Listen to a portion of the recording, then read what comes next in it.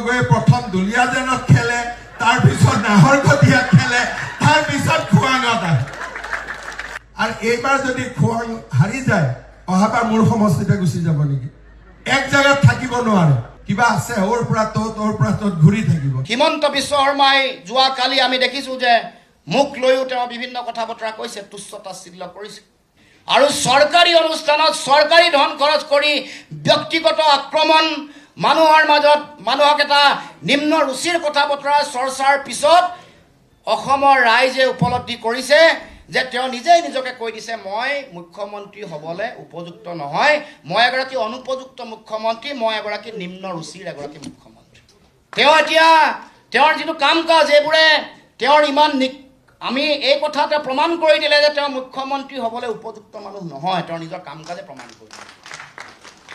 তেওঁৰ ইমান নিকৃষ্ট মানসিকতা, তেওঁৰ ইমান স্থূল দৃষ্টিভংগী, তেওঁৰ ইমান ৰুচিহীন চিন্তা চেতনা, যাৰ কাৰণে এই কথা বতৰাবোৰ তেওঁ মানুহৰ আগত ৰাজহুৱাকৈ ক'ব পাৰে। বিগত সময়ছোৱাৰ যিবোৰ কথা বতৰা তেখেতৰ আছে, এই কথা বতৰাবোৰ আমি যেতিয়া আৰম্ভ কৰিম, তেওঁ পলাবলৈ অসমত তৎ নাপাব।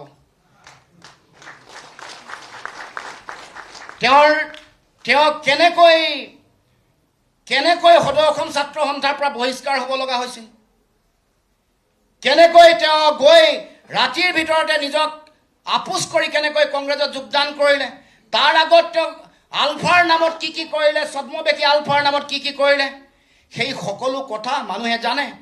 তাৰ পাছত তেওঁ কেনেকৈ তেওঁৰ নিজৰ ক্ষমতাত থাকোঁতে কেনেকৈ দুৰ্নীতি লুই বাৰ্জাৰ কেলেংকাৰীৰ নাম তেওঁৰ নামত কেনেকৈ সাঙুৰি খাই পৰিলে, লুই বাৰ্জাৰ কেলেংকাৰী, সাৰদা কেলেংকাৰী, উত্তৰ কাছাৰ তেওঁ যি কেলেংকাৰী, এই কেলেংকাৰীত তেওঁৰ নাম সাঙুৰ খাই পৰাৰ পাছত তেওঁ কেনেকৈ নিজে পৰিত্ৰাণ পাবৰ কাৰণে বিজেপিত জঁপিয়াই পৰিলে, এই কথা অসমৰ ৰাইজে জানে। গতিকে আমি আগন্তুক দিনসমূহত মুখ্যমন্ত্ৰীৰ এই কথা বতৰা, আগন্তুক দিনসমূহত অসমৰ ৰাইজক এনেকুৱা ধৰণৰ নিম্ন ৰুচিৰ কথা বতৰা যদি আৰম্ভ কৰে, মুখ্যমন্ত্ৰীকো আমি কৈ থব কৈছোঁ, আপোনাৰ কথা ক'লে আপুনি তৎ নাপাব।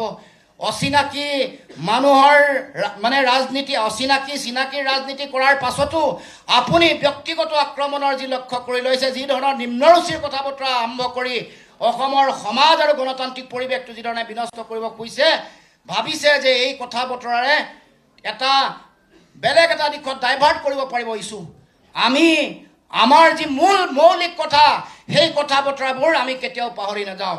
আপোনালোকে বিদেশী মানুহক ইয়াৰ পৰা টালি টোপোলা বান্ধি যাব লাগিব বুলি কোৱা, অসম চুক্তিৰ ৬ নম্বৰ দফা কাৰ্যকৰী কৰিম বুলি কৈ অসম চুক্তি ৬ নম্বৰ দফাৰ প্ৰতিবেদন আজিলৈকে গ্ৰহণ নকৰা, অসমৰ মানুহক তেওঁলোকে ৫৩ বছৰ অতিৰিক্ত বিদেশীৰ বোজা দিয়া, অসমৰ জনগণৰ যিটো মূল বিষয় আছিল যে আন যিবোৰ কথা মূল্য বৃদ্ধি তেওঁলোকে নিয়ন্ত্ৰণ কৰিম বুলি কৈ মূল্য বৃদ্ধিৰ হাৰ জাপি দিয়া ৫০,০০০ বিঘা আমাৰ জনজাতীয় মানুহৰ মাটি কাঢ়ি লৈ আম্বানী আদানীক দিয়া যিবোৰ মৌলিক কথা, ৩১ লাখ নিবনুৱা যুৱক যুৱতী আজিও চাকৰি বাকৰি নোপোৱাকৈ আছে, সেই কথা বতৰা ২,১৬,০০০ ঋণৰ বোজা, এই কথা বতৰাবোৰ মানুহৰ মাজলৈ আমিও লৈ যাম। যিমান ব্যক্তিগত আক্ৰমণ নকৰক লাগিলে, মূল ইছ্যু যিবোৰ প্ৰতিশ্ৰুতি তেওঁলোকে দিছিল, সেই প্ৰতিশ্ৰুতিবোৰ তেওঁলোকে পালন কৰাত চূড়ান্তভাৱে বিফল হৈছে। আৰু সেইকাৰণে তেওঁলোকে দিয়া প্ৰতিশ্ৰুতি পালন কৰিব নোৱাৰা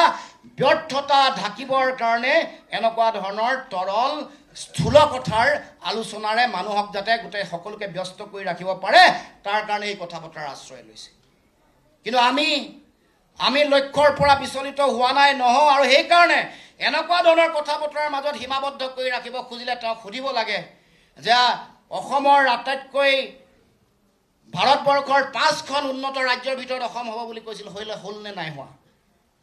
আটাইতকৈ স্বাৱলম্বী হ'ম বুলি কৈছিল, তেওঁ সুধিব লাগে যে আপোনাৰ দিনত কিহত স্বাৱলম্বী হ'ল? চাউলত হ'ল নে মাছত হ'ল নে মাংসত হ'ল? উত্তৰ দিয়ক। আপোনালোকৰ দিনত এই বৃহৎ নদী বান্ধৰ আপোনালোকে বন্ধ কৰিম বুলি কৈছিল, বন্ধ কৰিলে নে আকৌ খুলিলে? এই কথা মানুহক ৬ জনগোষ্ঠীৰ জনজাতিকৰণ নিৰ্বাচনৰ আগত দিম বুলি কৈছিল, দিব পাৰিব নে নোৱাৰিব? এই প্ৰশ্ন উত্থাপন কৰিব। সেই প্ৰশ্নবোৰ যেতিয়া মানুহে লৈ যাব, সেই প্ৰশ্নবোৰ উত্থাপন কৰিব, তেতিয়াই তেওঁৰ যিটো এজেণ্ডা, এই যিমানবোৰ কথা কৈছে, পাতল কথা কৈ মানুহক তাত যাতে আবদ্ধ কৰি ৰাখিব পাৰে, এইটোৱে তেওঁৰ মূল চিন্তা। গতিকে আমি মৌলিক প্ৰশ্নবোৰলৈ ঘূৰি আহিব লাগিব। মূল কথাবোৰ, জনতাৰ যিবোৰ বিষয়, জনগণক ঠগ প্ৰবঞ্চনা কৰা, কৰ কাটলৰ বুজাই কুঁৱা কৰি পেলোৱা এখন সমাজ, মানুহে এতিয়া চাৰিওফালে ভয় ভাবুকি দি মানুহক যেনেকৈ তেওঁলোকে চাৰিওফালে বিভ্ৰান্ত কৰিব খুজিছে, চাৰিওফালে মানুহক এটা পৰিৱেশ সৃষ্টি কৰিব খুজিছে, সেই পৰিৱেশৰ পৰা উদ্ধাৰ পাবৰ কাৰণে আগন্তুক দিনসমূহত আমি এই বিষয়বোৰ জনতাৰ মাজলৈ লৈ গৈ তেওঁলোকৰ যোগেদি তেওঁলোকৰ এই যিটো জনবিৰোধী চৰকাৰৰ যিবোৰ নীতি, সেই নীতিবোৰ মানুহক যাতে সজাগ সচেতন কৰিব পাৰোঁ আৰু বিজেপিৰ বিৰুদ্ধে যাতে সকলোৱে ঐক্যবদ্ধভাৱে 2026 চনৰ নিৰ্বাচনত যাতে তেওঁলোকে জঁপিয়াই পৰিব পাৰে, তাৰ কাৰণে আমাৰ দলৰ সকলো কৰ্মকৰ্তাই সেই বিষয়বোৰ আমি সকলোৱে আগবঢ়াই লৈ যাব লাগিব। পাতল চিন্তা, স্থূল কথা বতৰাই যাতে আমাৰ ৰাজনৈতিক যিটো পৰিৱেশ, সেই পৰিৱেশটো যাতে বিনষ্ট কৰিব নোৱাৰে, তাৰ কাৰণে আমি সকলোৱে চিন্তা চৰ্চা কৰিব লাগিব বা সকলোৱে তেওঁলোকৰ এই ষড়যন্ত্ৰৰ জালখনত যাতে কোনেও ভৰি নিদিয়ে। যিমান ছ'চিয়েল মিডিয়াত এনেকুৱা নেতিবাচক আলোচনা কৰাৰ মানে মানুহৰ এংগেজমেণ্ট বিচাৰে, তাত নেতিবাচক কথা বতৰাৰ আলোচনাত যাতে ছ'চিয়েল মিডিয়া, ফেচবুক, টুইটাৰ এইবোৰত যাতে জনগণ ব্যস্ত হৈ থাকে, যাতে প্ৰশ্ন নকৰে যে মোৰ চাকৰি কি হ'ল, মই আত্মসংস্থাপনৰ বাট কিয় বিচাৰি পোৱা নাই, যাতে প্ৰশ্ন নকৰে যে 6 জনগোষ্ঠীৰ জনজাতিকৰণ নিৰ্বাচনৰ আগত দিম বুলি কৈছিল কিয় দিয়া নাই, আমাৰ মাটি কিয় 50,000 বিঘা মাটি কিয় আম্বানী আদানীক দি দিয়া হৈছে, এই প্ৰশ্ন যাতে মানুহৰ মনলৈ নাহে, এই প্ৰশ্নবোৰ যাতে কৰিব নোৱাৰে, সেইকাৰণে সেই কথাত সীমাবদ্ধ কৰি ৰাখিবৰ কাৰণে তেওঁলোকৰ এইটো কুটকৌশল আৰু ষড়যন্ত্ৰ।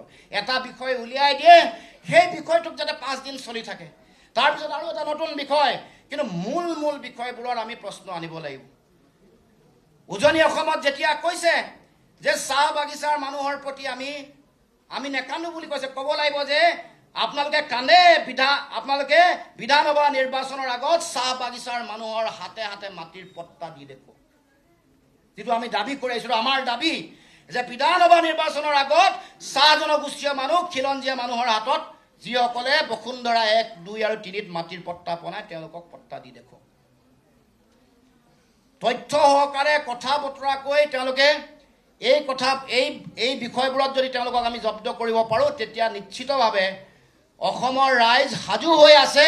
তেওঁলোকক বিভ্ৰান্ত কৰিবলৈ চেষ্টা কৰিছে, পাতল কথা, কিছুমান শ্লোগানধৰ্মী কথা বতৰাই মানুহক তেওঁলোকে বিভ্ৰান্ত কৰিবৰ কাৰণে চিন্তা চৰ্চা কৰিছে। গতিকে ৰাইজকো ক'ব খোজোঁ যে আপোনালোকেও যি আঁচনিয়ে পাই ল'ব, কাৰণ এয়া জনতাৰ ধন, আপোনাৰ মোৰ কষ্ট উপাৰ্জিত ধন।